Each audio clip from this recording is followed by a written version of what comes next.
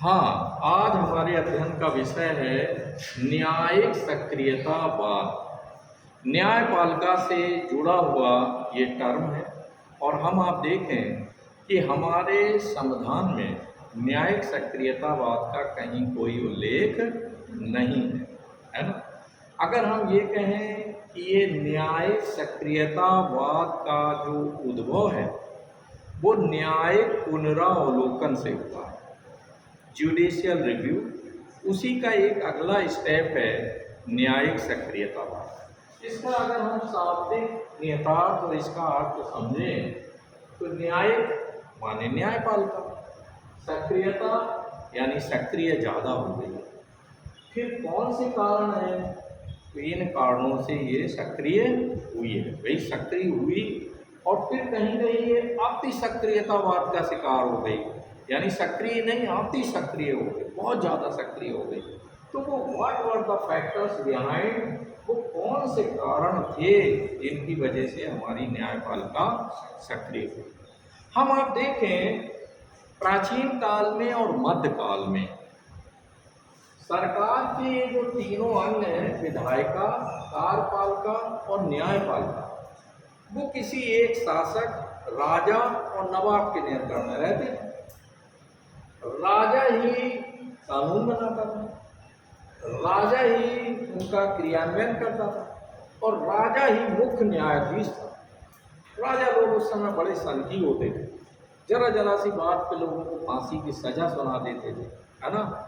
और तमाम तरह के अर्थदंड और बहुत तरह के दंड देते रहते थे, क्योंकि कोई सुनने वाला नहीं था। तो इससे बचने के लिए कि सरकार के ये तीनों अंगों में विभाजन होना चाहिए, यानी विधायिका वो अंग जो कानून बनाता है, जो हमारी जैसे केंद्र में संसद है, लोकसभा और राज्यसभा, ये कानून बनाने का काम करते हैं। दूसरा कार्यपालिका जो हमारा मंत्रिमंडल है, राष्ट्रपति है, उसको हम कार्यपालिका कहते हैं। तो आप देखें कार्यपालिका। और तीसरा है न्यायपालिका, यानी कानूनों की उचित व्याख्या करना और साथ ही साथ नागरिकों को, लोगों को न्याय प्रदान करना, ये हमारी न्यायपालिका का दायित्व रहता है। तो आप देखें कि पहला एक विद्वान था जिसका नाम मॉन्टेस्क्यू, और ये फ्रांस का विद्वान था। फ्रांस में जो क्रांति हुई उस क्रांति में तीन विद्वानों का बड़ा योगदान था, रूसो और ये मॉन्टेस्क्यू और तीसरा वोल्टेयर, है ना? तो आप देखें ये मॉन्टेस्क्यू बहुत ही विद्वान था, इसने एक किताब लिखी थी स्पिरिट ऑफ लॉज। और आश्चर्य की बात यह है कि अगर आपसे ये कहा जाए कि स्पिरिट ऑफ लॉज इसने जो किताब लिखी तो इसकी प्रेरणा कहाँ से ली? इसकी प्रेरणा इसने ब्रिटेन से ली। शक्तियों के पृथक्करण का सिद्धांत जो मॉन्टेस्क्यू ने दिया, उसकी प्रेरणा उसने ब्रिटेन से ली। और आपको जानकर आश्चर्य होगा कि ब्रिटेन में शक्तियों का पृथक्करण है ही नहीं, वहाँ शक्तियों का संलयन है, यानी ये विधायिका, कार्यपालिका, न्यायपालिका, ये तीनों एकजुट होकर काम करते हैं। लेकिन कहते हैं दूर से चीज़ें अलग तरह की नज़र आती हैं, लेकिन हाँ, ब्रिटेन शासन व्यवस्था की रीढ़ है, mother of all constitutional institution. जितने भी संवैधानिक संस्थाएं हैं उनको जन्म देने वाला ब्रिटेन है। तो ऐसी कंडीशन में उसने देखा कि ब्रिटेन में शासन व्यवस्था बहुत अच्छी चलती है, तो उसने इसको देखकर शक्तियों के पृथक्करण के सिद्धांत का वर्णन कर दिया। और आप देखें आगामी समय में जब यूएसए का संविधान बना, जॉर्ज वॉशिंगटन से लेकर के और तमाम विद्वान जब इसको अंतिम रूप दे रहे थे वहाँ के संविधान को, तो मॉन्टेस्क्यू की इस स्पिरिट ऑफ लॉज से उन्होंने शक्तियों के पृथक्करण के सिद्धांत को लिया। और आफ्टर ऑल आप देखें कि वहाँ ये तीनों अंगों में क्लियर कट विभाजन है। और उद्देश्य क्या है विभाजन का? उद्देश्य ये है कि जिससे न्याय प्रभावित ना हो, है ना? अगर तीनों काम एक व्यक्ति को, जैसे कि प्राचीन काल में एक राजा सब कुछ करता था, तो उससे गलत हो सकता था। तो ऐसी कंडीशन में ये कहा कि भाई विधायिका कानून केवल बनाएगी, कार्यपालिका केवल लागू करेगी और न्यायपालिका वॉच करेगी इन दोनों को कि ये गलत ना कर पाए कोई काम। तो आप देखते हैं इसके बाद इंडिया ने हमारी जो पूरा न्यायपालिका का जो स्ट्रक्चर है, और इसके अलावा न्यायिक पुनरावलोकन है, और जो न्यायिक जो सक्रियतावाद है, इसके पीछे भी अमेरिका का संविधान और अमेरिका की जो न्यायपालिका है उससे हमने बहुत कुछ ग्रहण किया है। हालांकि हमारे भारतीय संविधान के भाग 4 में जो नीति निर्देशक तथ्यों में एक अनुच्छेद है 50, जिसमें ये कहा गया है कि कार्यपालिका और न्यायपालिका का पृथक्करण रहेगा, यानी कार्यपालिका और न्यायपालिका ये मिल करके काम नहीं करेंगे, नहीं अन्यथा की स्थिति में न्याय प्रभावित होगा। तो अब हम आप देखें कि न्यायिक सक्रियतावाद का अर्थ क्या है। सामान्य शब्दों में ये कहें कि विधायिका और कार्यपालिका, यानी इसके द्वारा सही कानूनों को न बनाए जाने के कारण या ऐसे कानून बनाए जाना जो संविधान का उल्लंघन करते हैं, या कार्यपालिका द्वारा यानी संविधान सम्मत कानूनों को न लागू करने की वजह से ये न्यायपालिका को जो है सक्रिय होने का मौका मिला। अब आप देखें, हालांकि हम देखते हैं न्याय की देवी अंधी है, और न्यायपालिका में ये माना जाता था पीछे अबाउट आप देखें 70 के दशक के पहले तक न्यायपालिका केवल न्यायिक निर्णय देने का काम करती थी, और न्याय की देवी अंधी, जैसा आप देखते हैं आंखें में पट्टी बंधी हुई है। इट मीन्स ये है कि जब न्यायपालिका के सामने कोई केस लाया जाएगा तभी न्यायपालिका उस पर सुनवाई करेगी। लेकिन आप देखें 70 और 80 के दशक के बाद न्यायपालिका सक्रिय हो गई। उसने देखा कि कहीं न कहीं विधायिका और कार्यपालिका अपने उत्तरदायित्वों को सही तरह से निर्वाह नहीं कर रहे हैं, तो इन दैट केस हमें ज़रूरत है, क्योंकि याद रखना ये जो न्याय सक्रियतावाद के पीछे जो सबसे बड़ा फैक्टर है कि हमारी न्यायपालिका, हमारा सर्वोच्च न्यायालय संविधान का संरक्षक है, गार्जियन ऑफ इंडियन कॉन्स्टिट्यूशन है ना।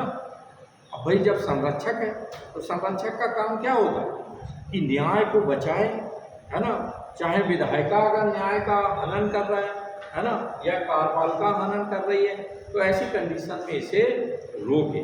अब आप देखें कि उसी समय बहुत सारे अब PIL आना शुरू हो गए, है ना। ये क्या कहते हैं, जनहित याचिकाओं का आना शुरू हो गया, और साथ ही साथ न्यायपालिका ने स्वतः चीज़ों को संज्ञान में लिया। न्यायाधीश ने अखबार में खबर पढ़ी कि दिल्ली में अंधेरा छा जाता है जाड़े के मौसम में, है ना, पूरा कोहरा ही कोहरा नजर आता है, वजह पॉल्यूशन बहुत ज़्यादा है ना।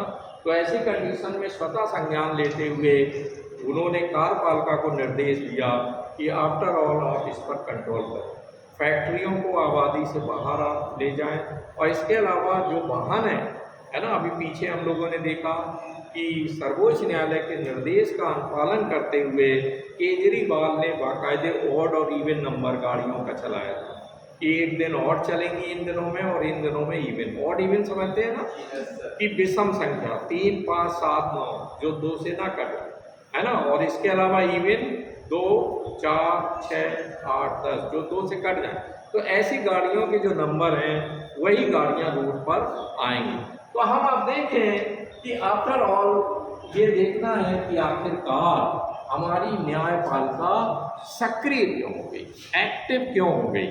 जो 70 के दशक तक पहले केवल सामान्य न्यायिक सुनवाई कर रही थी, और जो उसके सामने केस आते थे उन्हीं की सुनवाई कर रही थी, लेकिन इधर हम देखते हैं कि ये बहुत ज़्यादा सक्रिय हो गई। तो इसकी वजह है, जो पहला पॉइंट है, USA की न्यायपालिका की सक्रियता, है ना। USA में आप देखें कि न्यायपालिका वहाँ की शक्तियों का पृथक्करण है, क्लियर कट पृथक्करण है। तो ऐसे में वहाँ की न्यायपालिका ने और सर्वोच्च न्यायालय ने देखा कि विधायिका अतिक्रमण कर रही है संविधान की और कार्यपालिका अतिक्रमण कर रहा है। तो ऐसी कंडीशन में वहाँ ये आप देखें PIL आना पहले शुरू हो गया। अब हमारे सर्वोच्च न्यायालय ने देखा कि हम क्यों न्यूट्रल बैठे हैं, हम केवल बस सुनवाई कर रहे हैं, है ना।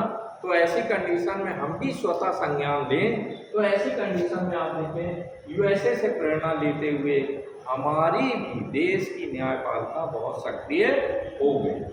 नेक्स्ट आप देखें राजनीतिक दलों और नेताओं के आचरण में गिरावट।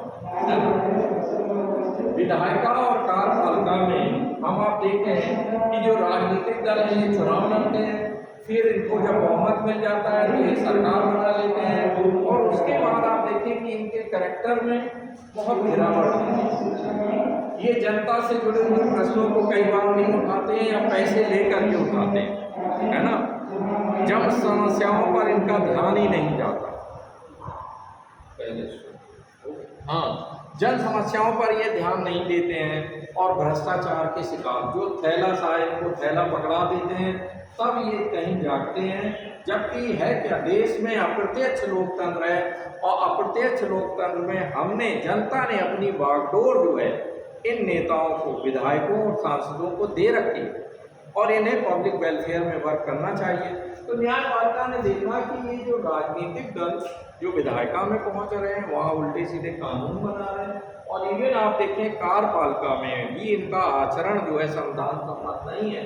तो ऐसी कंडीशन में आप देखें, जैसे अभी बुलडोजर वाला उदाहरण हम सबके सामने है कि किस तरीके से रूल ऑफ लॉ को का उल्लंघन करते हुए, है ना, ये जांच ना कराना कि वो वैध है या अवैध है, बस सीधे प्रशासन गया, है ना, और उस पर बुलडोजर चलाया और बैक डेट में एक लेटर दिखा दिया कि हमने उनको लेटर भेजा, है ना। जब न्यूज मीडिया में बहुत ज़्यादा आलोचना शुरू हो गई तो ये दिखलाया कि हम दे चुके थे उनको एक दिन पहले ही। बताइए, एक दिन में क्या व्यक्ति अपना सामान हटा सकता है, परिवार शिफ्टिंग कर सकता है ना। तो रूल ऑफ लॉ को धता बताया जा रहा था कार्यपालिका के द्वारा। इसलिए आप देखें कि बाकायदे न्यायपालिका हमारी सक्रिय हो गई अपने उत्तरदायित्व को समझते हुए। आप देखें विधायी संस्थाओं में घोर अव्यवस्था, यानी जनता से जुड़े हुए जो बहुत निहायत जरूरी कानून है वो नहीं बनाए जा रहे हैं। जैसे बेरोजगारी एक बिग प्रॉब्लम है ना, इसको सॉर्ट आउट करने के लिए कानून नहीं बन रहा है। और आफ्टर और सेवाओं में सरकार उद्देश्य बना रही है कि 12 से 14 घंटे जो है प्राइवेट सेक्टर में अब लोग काम करेंगे। हमारी सरकार बहुत जल्दी कानून लाने वाली है। सोचिए, जिसके लिए इतने बाद इतने सिद्धांत गढ़े गए और तब जाकर हम इस पर पहुंचे थे कि हमें 24 घंटे में 8 घंटे काम करने का केवल अधिकार है। सरकार पूंजीपतियों से मिल करके बाकायदे ऐसा कानून ला रही है जहां 14 से 16 घंटे आपसे काम दिया जाएगा। तो अब यहाँ क्या होगा, अगर न्यायपालिका वास्तव में सक्रिय होती है तो वो इस पर रोक लगाएगी, अन्यथा की स्थिति में तो काम चल ही रहा है ना। 1937 तक पूरी तरह से जो शिक्षण संस्थाएं हैं और शिक्षा है ये व्यक्तिगत हाथों में देने की सरकार की तैयारी है। इस पर सरकार कानून बनाने जा रही है। तो अगर न्यायपालिका देखती है कि इससे कहीं हनन हो रहा है संविधान विदों की मंशा का, तो ऐसी कंडीशन में वो उस पर रोक लगा। सर्वोच्च न्यायालय को अपने उत्तरदायित्व का एहसास हुआ। अमेरिका में देखो, अरे जरा सी बात में वो संज्ञान में ले लेते हैं और हम हैं तो सोए पड़े हैं। तो इन्हें लगा कि यस, हमें अपनी रिस्पॉन्सिबिलिटी, उत्तरदायित्व क्या है न्यायपालिका का, संविधान का संरक्षक। संरक्षक का काम क्या है, आपको संरक्षण देना। इसी तरह ये संविधान का संरक्षण का दायित्व हमारे संविधान निर्माताओं ने न्यायपालिका को सौंपा है। तो ऐसी कंडीशन में इन्हें अपने उत्तरदायित्व का भान हो गया, एहसास हो गया।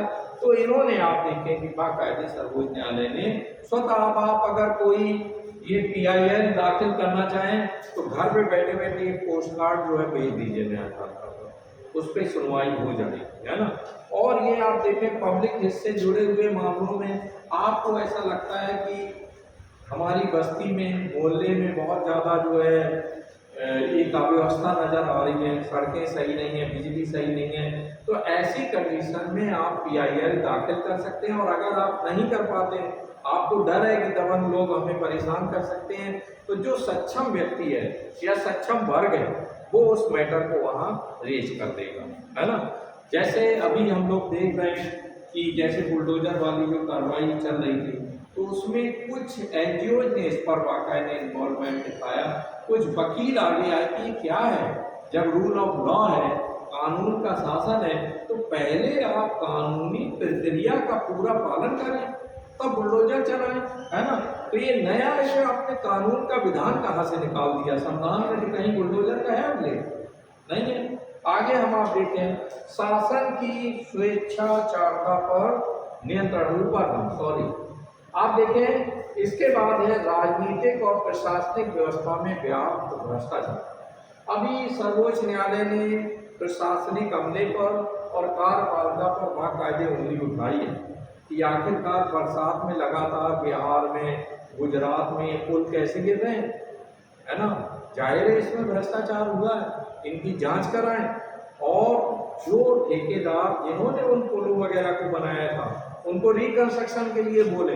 तो ऐसी कंडीशन में आप देखें, राजनीतिक और प्रशासनिक व्यवस्था में जो व्याप्त भ्रष्टाचार है ना, उस पर भी जो है इसकी वजह से भी ये बड़ा फैक्टर है कि इसकी वजह से हमारी न्यायपालिका सक्रिय हो गई। अब प्रश्न ये उठता है कि न्यायिक सक्रियता के विविध रूप क्या हैं, है ना। कैसे हम जाने कि न्यायपालिका सक्रिय हो गई है? तो यहाँ हम आप देखें कि जनहित याचिकाओं को बहुत जल्द जो है स्वीकार करना शुरू कर दिया। मैंने बताया नहीं कि अगर आपको जनहित से जुड़ा हुआ कोई भी मामला, जैसे दिल्ली के कुछ नागरिकों ने सर्वोच्च न्यायालय में ये बात पहुंचाई कि जो दिवाली में बहुत पटाखे चलाए जाते हैं उनसे बहुत प्रॉब्लम हो। अभी आप देखें, एक हमारा फिल्मी एक्टर है सलमान खान। सलमान खान ने कहा कि भाई ये दुर्गा पूजन, गणेश उत्सव वगैरह जो होते हैं, इसमें हम बहुत बड़ी जो है मूर्तियाँ ना बनाएं। एक तो उधर पैसा ज़्यादा व्यय हो रहा, और फिर उन मूर्तियों को हम बहुत बुरी तरह से ऐसे पकड़ के, वो गणेश जी को हम आरती उतार रहे थे तो उठा के फेंक देते हैं नदियों में बेरहमी से, दुर्गा माता को भी ऐसे फेंक देते हैं। तो ये रोकना चाहिए। वास्तव में एक जागरूक नागरिक की ये बात है और इसको भविष्य में सर्वोच्च न्यायालय भी संज्ञान में ले सकता है। ये सपोज है जिस नहर की सफाई बार होती है ना, और बड़ा ठेका दिया जाता है। वजह क्या है कि जितने भी हमारे आसपास के जो ये उत्सव में जो हम मूर्तियाँ बड़ी बनाते हैं इनमें गिरा देते हैं, है ना। तो उससे उनका जो वाटर लेवल है वो खासकर ज़मीन का लेवल बढ़ता है और पानी निकलने के लिए जगह नहीं रहती। तो इसको हमें संज्ञान में लेना चाहिए। उन्होंने भी सुझाव दिया कि हम मूर्तियाँ उसकी बनाएं, खासकर धातुओं की बनाएं, छोटी बनाएं, जिससे हम बाद तक उन्हें सम्मान दे सकें, है ना। अब हमें लग सकता है क्योंकि हम लोग बहुत कुछ धर्म भीरू लोग हैं, यानी धार्मिक रूप में बहुत डरपोक लोग हैं, तो ऐसी कंडीशन में हमें लगता है पाप न लगता है ना। तो इस डर से हम किसी सुझाव को नहीं मानते। वास्तव में क्योंकि हम प्रगतिशील हैं, हमारी वैज्ञानिक सोच है, तो इन दैट केस हमें संज्ञान लेने की आवश्यकता है। तो आप देखें PIL आप भी दाखिल कर सकते हैं, और इसके अलावा कोई दूसरा व्यक्ति दाखिल कर सकता है, या कोई वर्ग, वो कोई ग्रुप, है ना, जो कि NGOs वगैरह है, वो दाखिल कर सकते हैं। नेक्स्ट आप देखें, कानूनी न्याय के साथ साथ आर्थिक और सामाजिक न्याय पर भी आप बल दें। पहले आप देखें 70 के दशक के पहले तक न्यायपालिका केवल कानूनी मामलों पर विचार कर रही थी, लेकिन यहाँ पर उसने समझा कि आर्थिक और सामाजिक दायित्व जिसके लिए संविधान में मौलिक अधिकार दिए गए हैं उन पर भी ध्यान देना शुरू कर दिया। अभी आप देखें, हमारे सर्वोच्च न्यायालय ने आर्टिकल 21 जीवन का अधिकार, अनुच्छेद 21 में क्या है? जीवन का अधिकार, बहुत ही महत्वपूर्ण अधिकार है, राइट टू लाइफ। 20 और 21 ये आपातकाल में भी हमसे नहीं छीने जा सकते। अब अधिक से अधिक सर्वोच्च न्यायालय ने इस अनुच्छेद 21 को व्याख्या करने का काम शुरू कर दिया। सर्वोच्च न्यायालय ने पीछे निर्णय दिया कि ये सरकारों का धर्म है कि वो नागरिकों के पोषण के स्तर को चेक करें कि क्या उन्हें सही डाइट मिल रही है कि नहीं मिल रही है, सही पोषण मिल रहा है कि नहीं, अस्पतालों में उन्हें सही इलाज दिया जा रहा है कि नहीं दिया जा रहा है, इसे सुनिश्चित करें, है ना। इसके अलावा आप देखें कि प्राइवेट लाइफ में हस्तक्षेप किया। सर्वोच्च न्यायालय ने अभी पीछे व्याख्या दी कि एक लड़का और लड़की हु आर नॉट मैरिड, जो कि विवाहित भी नहीं है, वो साथ साथ रह सकते हैं। पीछे निर्णय आया अभी। और आप देखें, पब्लिक लिटिगेशन के तहत बाकायदे उसने बहुत ज़्यादा बल दिया है कि वो लोग जो लिंग परिवर्तन कर लेते हैं, है ना, जिसे हम दूसरे जेंडर मानते हैं, है ना, तो उस जेंडर के लोगों को भी, उनको भी नौकरियों में रिजर्वेशन वगैरह दिया जाए और उनके लिए सुविधाएं मुहैया कराई जाए, है ना। तो आप देखें कि यहाँ सामाजिक न्याय के तहत जो है अब सर्वोच्च न्यायालय अपने दायित्व को समझ रहा है।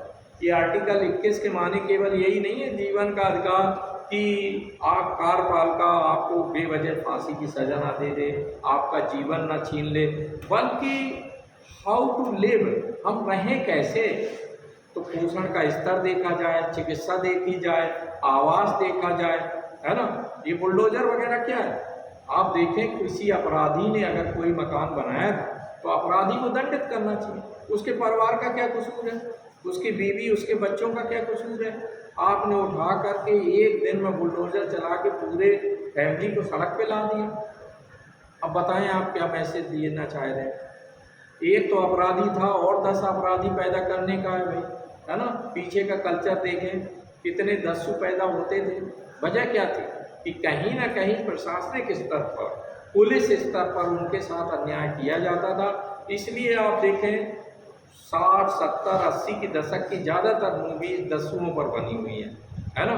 तो यहाँ पर आप देखें कि अपने सामाजिक उत्तरदायित्व को देखते हुए और अपने आर्थिक उत्तरदायित्व को देखते हुए न्यायपालिका बहुत ज़्यादा सक्रिय हो गई। आप देखें शासन स्वेच्छाचारता बहुत बड़ी है, प्रधानमंत्री, मंत्रिमंडल, इन्हें पावर मिल जाती है। जब बहुत ज़्यादा बहुमत में आ जाते हैं तो कोई भी कानून बनाने के लिए ये तैयार हो जाते हैं। अभी हाल में आप देखें बहुत सारे विद्यार्थियों का हमारे रिजल्ट रुक गया, कहा ABC ID, और आप देखें ये सूचना एग्जाम के बिफोर दी जानी चाहिए, है ना।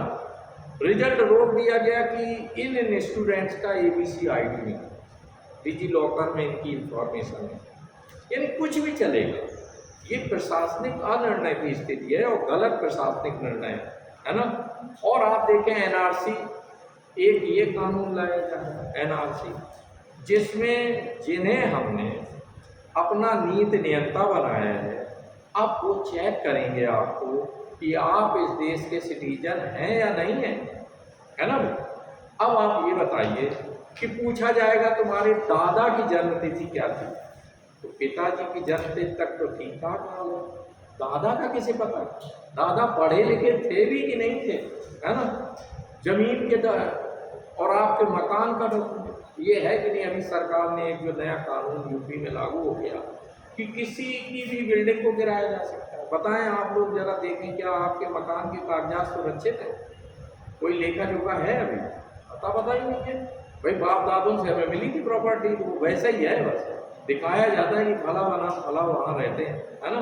तो सरकार अंधे कानून ला रही है। NRC that is a very very dangerous law है। इसमें ये सरकार इस तरह से लोगों को बहलाने में सफल हो जाती है कि हम जो विदेशी लोग घुस गए हैं हमारी आबादी में, उनको चेक करने के लिए NRC ला। दूसरी तरफ सरकार कह रही है हमें पता है कि कितने विदेशी देश के अंदर 10 लाख हैं, 20 लाख हैं सरकार की नोटिस में, तो आप उन्हीं का NRC चेक कर लो। अब उज्ज्वल शुक्ला का क्यों NRC चेक किया जाए, क्यों भाई, प्रियंका, इसका क्या दोष है। और पता है इससे नौकरशाही को बल मिलेगा। हम अपने डॉक्यूमेंट्स बनवाने के लिए लाइन में खड़े होंगे, है ना, जैसा आसाम में हुआ, है ना। पता लगा पूर्व सैनिक जिसने 1965 और 72 के युद्ध में लड़ा था, उसको जा करके वहाँ पर कैंप में डाल दिया गया, है ना।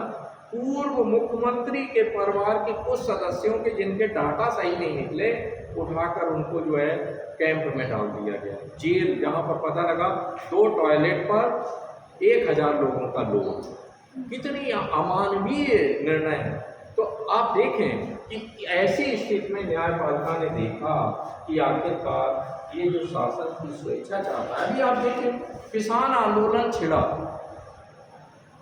मोदी गवर्नमेंट कह रही थी कि हमने किसानों के लिए कानून बनाए थे, किसान कह रहे हैं हमारे लिए कानून उचित नहीं है, आप उन्हें वापस लीजिए। सरकार का क्या धर्म, सरकार किसकी नुमाइंदगी कर रही है, नागरिकों की। तो ऐसी स्थिति में अगर सरकार को लग रहा था कि आफ्टर ऑल ये किसान खुद कह रहे हैं कि ये हमारे लिए हितकर नहीं है, ये अडानी और अंबानी के लिए हितकर है, तो फिर प्रधानमंत्री और सरकार क्यों जिद पे आ रही थी? आप देख रहे हैं कितने किसान दिल्ली बॉर्डर पर संघर्ष करते हुए मारे गए, और हमने क्या कहा, अरे वो तो पाकिस्तान का पैसा मिल रहा है, इसका मिल रहा है। अरे सिंपल सी बात थी, आप प्रतिनिधिमंडल को बुलाते, समस्या सुनते, अगर वो कह रहे हैं कि हमारे फेवर में कानून नहीं है तो दैनिक कानून खत्म करें, हम वापस लेते हैं, और अब आप बताइए आप कैसा कानून चाहते हैं। भाई सरकार हमारी है, हमने उन्हें चुना है, अपने लिए चुना है ना। एक तरफ हम जय जवान और जय किसान का नारा लगाते हैं, और वहाँ दूसरी तरफ आप देखें कि ये दो वर्ग एक सीमा पर बहुत ही विषम परिस्थितियों पर रह करके देश की रक्षा करता है ना। और दूसरा आप देखें किसान जो हमारी पेट पूजा के लिए अन्न पैदा करता है, उन्हें आतंकवादी कह देना। पीछे आपने देखा था कि एक हीरोइन को एक जो है महिला सैनिक ने झापड़ लगा दिया कि तूने गद्दार बोला था हमारे पिताजी वगैरह, बात समझ रहे। तो आफ्टर ऑल जो लोग हमारे पोषक हैं, हम उन्हें कैसे कह सकते हैं कि वो आतंकवादी हैं? वो अपनी मांगों के लिए संघर्ष कर रहे हैं, और सरकार है तो तानाशाही। ये क्या है जो आपने वर्ड लिखा है, स्वेच्छा चाहता कि मेरा बहुमत है संसद में, हम जो चाहें वैसा कानून बना देंगे, नहीं। तो आप देखिए इसी के लिए चूंकि न्यायपालिका हमारी गार्जियन है, तो वो स्वतः संज्ञान मैटर्स को ले करके ले सकती है। तो यहाँ हम आप देखें, अब प्रश्न ये उठता है कि ये आप देखें कुछ मामले थे कि जैसे दिल्ली में पटाखों के प्रयोग पर रोक लगाई गई है ना, बुलडोजर नीति पर अभी बाकायदे न्यायपालिका ने इसे संज्ञान में लिया, पर्यावरण के लिए भी, और भ्रष्टाचार पर टाइम टू टाइम जो है न्यायपालिका निर्देश देती रहती है कार्यपालिका और विधायिका को। दूसरा हम आप देखें कि क्या कुछ लोग कहते हैं कि ये न्यायिक सक्रियता बात के अंतर्गत न्यायपालिका अपनी बाउंड्री को लांघ रही है, अपनी सीमा का उल्लंघन कर रही है। तो यहाँ हम आप देखें कि न्यायपालिका आखिरकार वो गार्जियन है, तो विधायिका अगर अपने उत्तरदायित्वों को सही नहीं कर पा रही है तो न्यायपालिका को तो सक्रिय होना ही पड़ेगा। दूसरा आप देखिए कार्यपालिका में जो बैठे हुए लोग हैं, अगर वो सही कानून नहीं लागू कर रहे हैं तो ऐसे में जाहिर है न्यायपालिका हमारी सक्रिय होगी। तो ये जो वन साइडेड है कि न्यायपालिका अपने सीमा का उल्लंघन कर रही है, ये बात सही है कि विधायिका का काम है कानून बनाना, लेकिन ऐसे कानून बनाना जिनके नागरिकों के लिए आप कानून बना रहे हैं वो परेशान ना। मैंने अभी एनआरसी का उदाहरण दिया था। अब सोचिए, आदिवासियों के घर नहीं होते हैं, झुग्गी झोपड़ी में रहते हैं, उनके पास तो कोई डाटा नहीं है, खुद का भी जन्म प्रमाण पत्र नहीं है उनके पास। अब कितने ऐसे आदिवासियों को जो इस देश के सम्मानित नागरिक हैं, वो बेचारे जब जाएंगे लाइन में लगेंगे नौकरशाही के सामने, कहाँ से वो साक्ष्य दे पाएंगे? यानी देश में आप अव्यवस्था पैदा करना चाहते हैं। तो ऐसी कंडीशन में आप देखें कि न्यायपालिका का सक्रिय रहना बहुत बहुत जरूरी रहता है। ओके।